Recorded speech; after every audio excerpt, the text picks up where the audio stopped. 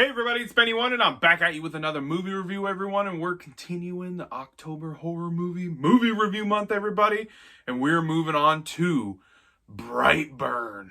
That's correct, everybody, 2019's Brightburn. Now, I reviewed this on my old channel that got deleted back when it came out in 2019, and I revisited this movie. I decided, you know what, this is a horror movie. Now, you could put it in the comic book movie genre also, but I'm going to say this is a horror movie. This is a thriller horror movie that has a little bit of comic book shit in it, and we're going to talk about it. We're going to dive into that, everybody.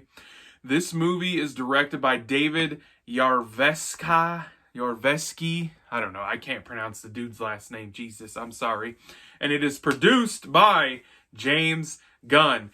Him and David, they're friends, and they got together and they wanted to make this movie. And James Gunn has a little bit of experience making horror movies, Slither, which I might get to this month. We'll see. I got all the Halloween movies to do, and then I'm going to sprinkle other movies periodically in that I watch or like to watch in the month of October. So, yes. So I had to include this movie because this is a superhero / horror movie. Had to put it in there. James Gunn's involved. It's rated R. It's got some gore. It's most definitely got the horror aspect to it, and that is for damn sure. So, the basic premise and story of this movie is Superman. This, basically, without the rights from Warner Brothers, because this was not made by WB, takes the Superman story of when he crashes on Earth in a field by a farmhouse, and Ma and Pa Kent, except for none of the names are in this movie. It's the Breyer family. We have Elizabeth Banks playing Tori Breyer. We have David Denman playing Kyle Breyer. He was in The Office in the early seasons of The Office. He was dating Pam. Love his performance in this movie, by the way, because I hated his character in The Office. And then you have Jackson A. Dunn plays Brandon Breyer, who is playing our alien that fell to Earth, Superman, Kal-El, Clark Kent. Even though they don't have the names, they don't have the rights, it's that story of what if an alien baby landed on Earth and a couple that has been trying to have a child who could not have a child gets blessed with this alien baby that crashes on planet Earth in their field, and they take him in and they raise him on a small farm, Smallville basically, and he decides when he's 13 he's just gonna go crazy and snap and just start killing people. It's basically a story of what if Superman decided to go batshit nuts when he turns 13 and just decides to use his powers to start killing people. Like, it's the basic gist of the story, and they really drive that hard home, like in the movies. So yes, just none of the WB property shit. Different names and all that stuff, but it's basically the same exact story. That's where the comic book aspect of this comes into play. This is a horror movie, though, you guys. Like, it really is. And the thing that I loved about this movie is this movie was made for $7 million. And I'm going to tell you right now, you cannot tell that it was made for $7 million. Like, when you watch this movie, I will say that I would have expected this movie to be made for at least maybe 15, 20 million bucks. Like, it looks great for the freaking budget that they had to make this movie. This film looks awesome and is shot great. I think the story needed a little bit of work. We'll dive into that once we get to that area of the review. But I liked all of our main characters. I thought Jackson did a great job playing Brandon Breyer, especially when he finally, the ship that he lands in is in the barn, down like in a little closed cellar little area of the barn, and you can see the red light glowing out through it and everything. And once he hears it and it calls to him, he just like that snaps.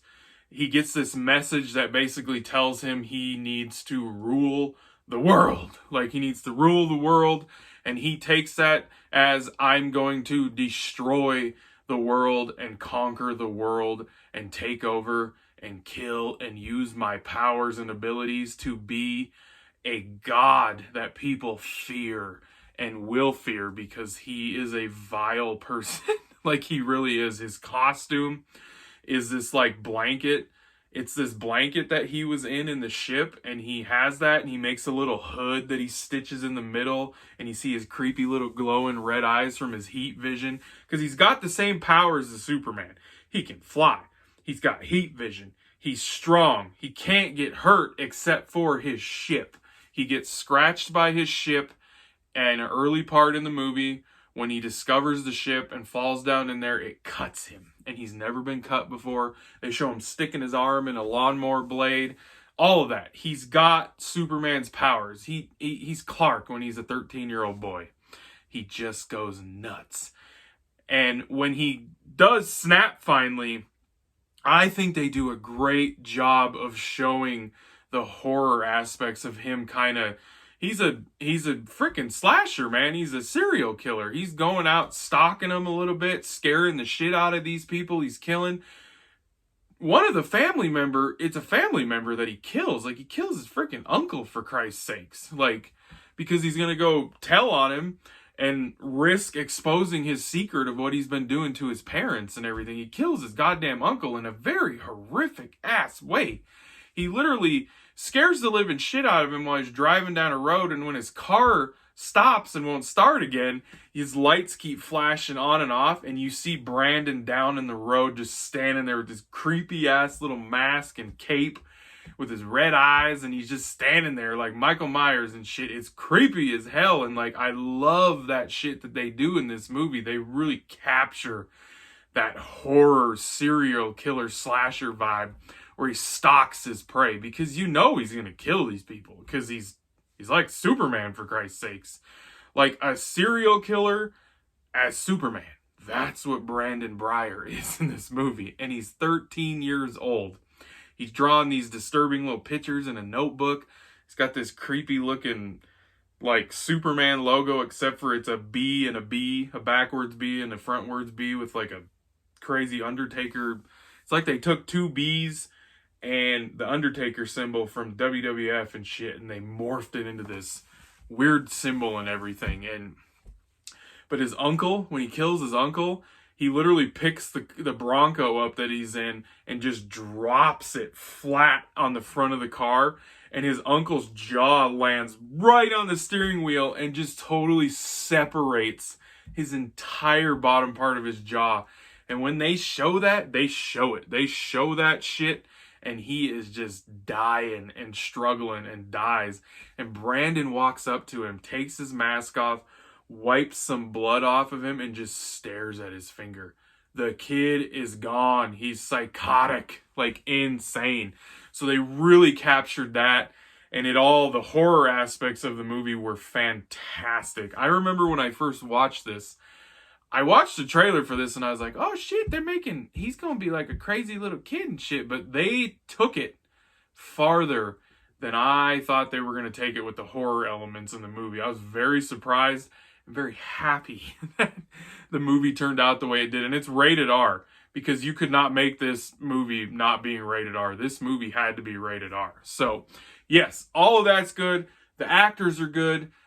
It looks amazing. Like I said, for the budget, looks amazing. Now, when we come to the story, I feel like the movie should have been about maybe 15, 20 minutes longer.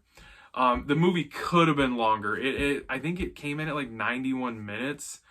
But I feel like it needed to be longer so that we could get some more character development with Brandon. Because I do think the movie does a good job of showing the deconstructing of this family, because they're this tight-knit family that like got blessed with this baby that fell out of the sky that they knew was an alien, obviously. And when Brandon hears the ship call him and he starts getting all twisted and crazy and wanting to kill people, it shows the family dynamic between all of them, like between the mom, Tori, and the dad, Kyle, and Brandon, like start to splinter, and how the mom wants to defend him, because when you have kids, you naturally want to defend your children, and you don't want to believe if they did do something horrible like he does in this movie. You don't want to believe it. You'll want to stand up for your child. Like, I get that. I have a son, like, and he's never done anything nuts, thank God. He's only 6, but I could see that, where you'd be like in disbelief, like, there's no way my kid could have done this. Like, there's no way. And they show that splinter, this family dynamic, and like Kyle starts to tell Elizabeth Banks' character, Tori, he's nuts. He's crazy. He's an alien. We found him in a goddamn field. He's doing this crazy shit. He's hurting people and killing people. There's something wrong with him. And we made a mistake. Like, he says that in the movie. We fucked up. We should not have taken this kid in. And I thought they did a great job with that in this movie. Now, the part of the story that I think that they should have done more with and added the 15 to 20 minutes is Brandon.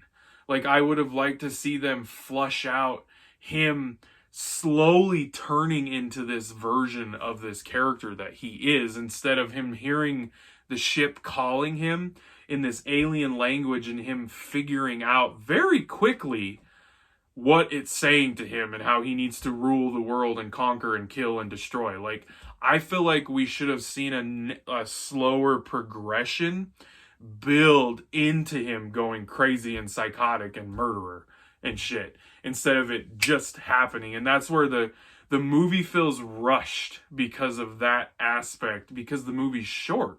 It's only an hour. It's like an hour and a half long. Like, I just feel like they would have, that extra 20 minutes could have added to Brandon's character as a whole. And you could have shown this good country raised boy that was raised with morals by good people. He is an alien, obviously, and you could have shown him accidentally do something to somebody and been like, oh shit, because he's got these powers, and he accidentally hurts somebody, and then he accidentally possibly kills somebody, and then he does something to somebody that he may have thought was justified, and then he starts like really getting into killing people and stuff. They could have shown it grow throughout the movie more, but with the runtime they had, they went the route they did, and I think the movie is still good for it, but it would have benefited more to be more tightly knitten, like written story. Written, I messed that up. But I just feel like it would have flowed better, and the story would have benefited from that extra time spent showing the downfall of Brandon instead of it just happening just like that. But overall, guys, Brightburn, great freaking movie. It's a horror movie. I know it's got the comic bookness to it, but it is a horror movie about what if somebody like Superman came to Earth, got raised, and decided to go nuts and just start killing people, everybody. Woo! It was a good movie. It really was. So I'm going to give Brightburn an 8 out of 10. It's a must watch. If you guys haven't seen Brightburn, check it out. If you're a comic book fan, a Superman fan, a horror movie fan, you gotta watch it. It's really good. It's a good movie. And in the credits, they actually tease that there are 2 other young people out in the world when the radio feed and the news and shit is going on in the credits about Brandon out there, this being destroying. They tease somebody that is just like Wonder Woman and somebody that is just like Aquaman out in the world doing the same shit that Brandon's doing. They're killing and murdering. So it's like they were teasing, laying the groundwork there for an evil Justice League or some shit. I just thought it was awesome. So, all right, everybody, 8 out of 10 for Brightburn. I hope you guys enjoyed that review. I thank you for watching, and I'll be catching you on the tube later because I have spoken.